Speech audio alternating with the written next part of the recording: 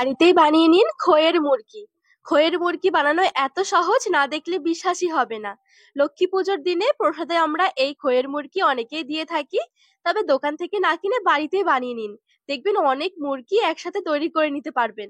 আর এটা খেতেও দারুণ লাগে। হাতে মাত্র 5-10 মিনিট সময় থাকলেই তৈরি করা হয়ে যায়, দেখবেন একদম পারফেক্ট মুরগি তৈরি হবে। নমস্কার বন্ধুরা, নতুন একটা পর্ব দেখার জন্য আপনাদের সকলকে স্বাগত জানাই। আজকে বানিয়ে দেখাবো খুব সহজভাবে খইয়ের মুরগি।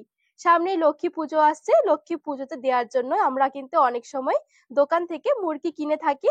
তবে এই খইয়ের মুরগি যে বাড়িতে বানানো কতটা সহজ, না দেখলে বিশ্বাসই হবে না। এভাবে বানিয়ে দেখুন, দোকানের থেকেও সুন্দর হবে।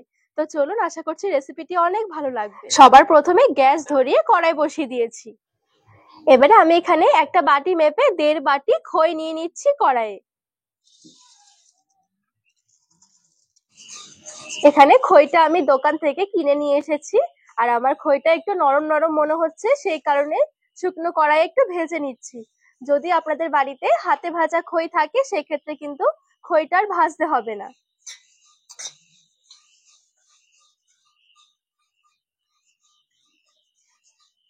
আর এই দোকানের খইগুলো একটু ভেজে নিলে এরকম খুব সুন্দর মুচমুচে হবে।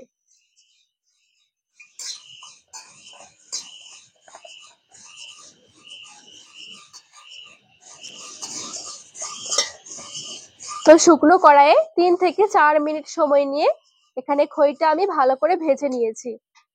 একটু কিছুক্ষণ ভেজে নেওয়ার পর খইটা একটু ধরে দেখবেন এরকম শক্ত হয়ে যাবে আর অনেকটা মুচমুচে হয়ে ভেঙে যাবে। তার মানে বুঝতে হবে যে এখানে খইটা ভালোভাবে ভাজা হয়ে গেছে। এবার আমি নামিয়ে নেব খইটা।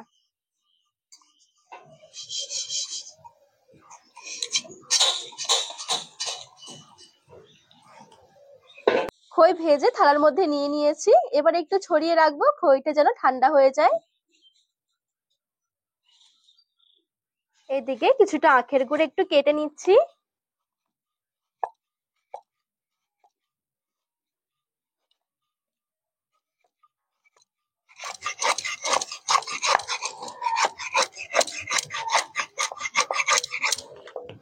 তো এই দেখুন, এখানে আমি কিছুটা গুড় নিয়ে নিয়েছি। এবার গুড়টাকে বাটি মেপে নেব। যে বাটি মেপে খইটা নিয়েছিলাম, সেই বাটিটাই নিয়ে নিয়েছি। এবারে 1 বাটি নিয়ে নিচ্ছি গুড়।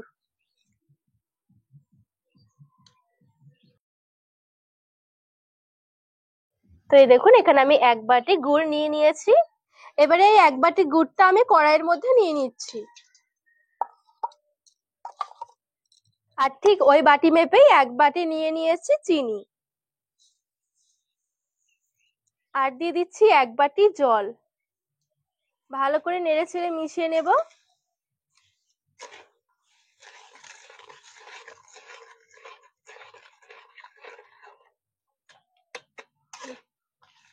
এখানে মুরগিটা আজকে আমি গুড় আর চিনি মিশিয়ে তৈরি করছি। চাইলে আপনারা শুধুমাত্র চিনি দিয়েও তৈরি করতে পারেন, বা শুধু গুড় দিয়েও। তবে চিনি আর এই গুড়টা দিয়ে মিশিয়ে করলে দেখবেন মুরগি অনেক সুন্দর হবে, যেমন মুচমুচে থাকবে, তার সাথে দেখবেন কালারটাও খুব সুন্দর আসবে।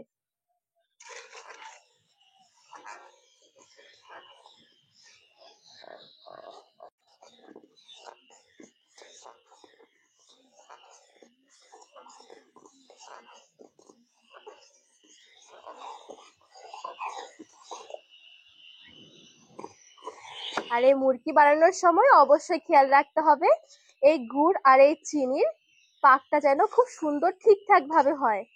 এখানে পাক যদি ঠিকঠাক না হয়, তাহলে কিন্তু মুরগিগুলো বাঁধবে না। গুড় আর চিনি মেশানোর কারণে দেখুন কালারটা খুব সুন্দর এসেছে। এখানে যদি গুড় হতো শুধু, তাহলে কিন্তু মুরগিগুলো দেখবেন একটু কালচে কালচে হয়ে যাবে। আর শুধু গুড় দিয়ে তৈরি করলে মুরগি খুব বেশি একটা মুচমুচে থাকে না খুব বেশি সময় ধরে। আর সাথে যদি একটু চিনি মিশিয়ে নেওয়া যায়, তাহলে দেখবেন মুরগি একদম পারফেক্ট হবে। আস্তে আস্তে দেখবেন এটা খুব সুন্দর কালার আসবে।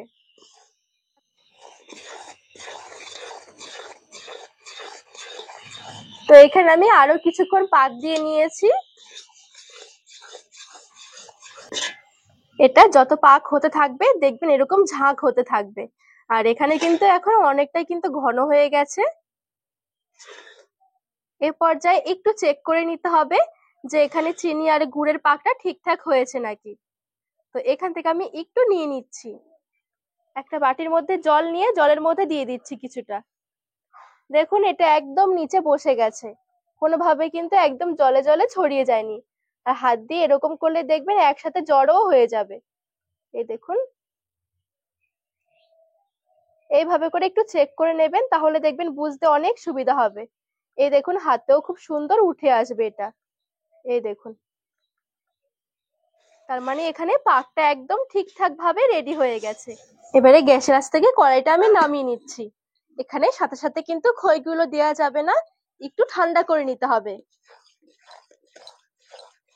এ পর্যায়ে গুড় আর এই চিনির পাকটা নাড়াচাড়া করতে থাকতে হবে। নাড়াচাড়া করতে করতে দেখবেন কালারটাও চেঞ্জ হয়ে যাবে, আর খুব সুন্দর কিন্তু ঠান্ডাও হয়ে যাবে। পুরোপুরি ঠান্ডা করতে হবে না। এই গরম অবস্থায় যদি খইগুলো দেওয়া হয়, খইগুলো কিন্তু নরম হয়ে যাবে।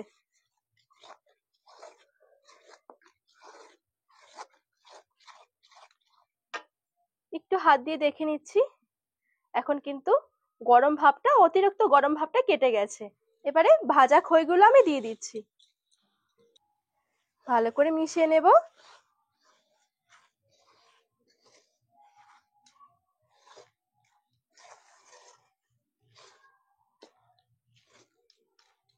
এখানে আমি একদম সামান্য একটু কর্পূর নিয়েছি, কর্পূরটা একদম সামান্য দিতে হবে, যেহেতু পুজোর জন্য তৈরি করা হচ্ছে। হালকা কর্পূরের গন্ধ থাকলে দেখবেন খুব সুন্দর লাগবে খেতে।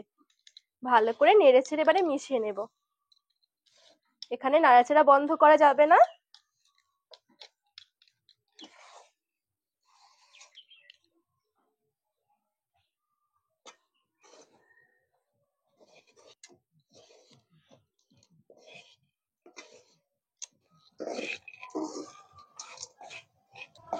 এইখানে দেখবেন নাড়াচাড়া করতে করতে একদম ঝরঝরে হয়ে যাবে। এই দেখুন কত সুন্দর মুরকি তৈরি হয়ে যাচ্ছে। এটা যত ঠান্ডা হতে যাবে তত এরকম কিন্তু একদম আলাদা আলাদা হয়ে যাবে। আর এই দেখুন কত সুন্দর মুরকি তৈরি হয়েছে। এবারে কড়াই থেকে নামিয়ে একটা প্লেটের মধ্যে তুলে নিচ্ছি।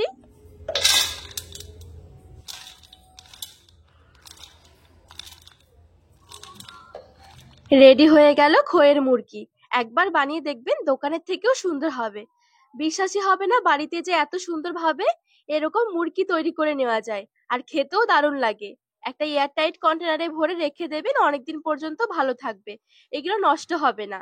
আর দেখুন কত সুন্দর মুচমুচে হয়েছে মুরগিগুলো।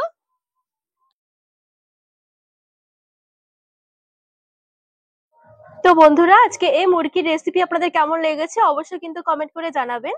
আর রেসিপি ভালো লাগলে চ্যানেলটিকে সাবস্ক্রাইব করে পাশে থাকার অনুরোধ রইল।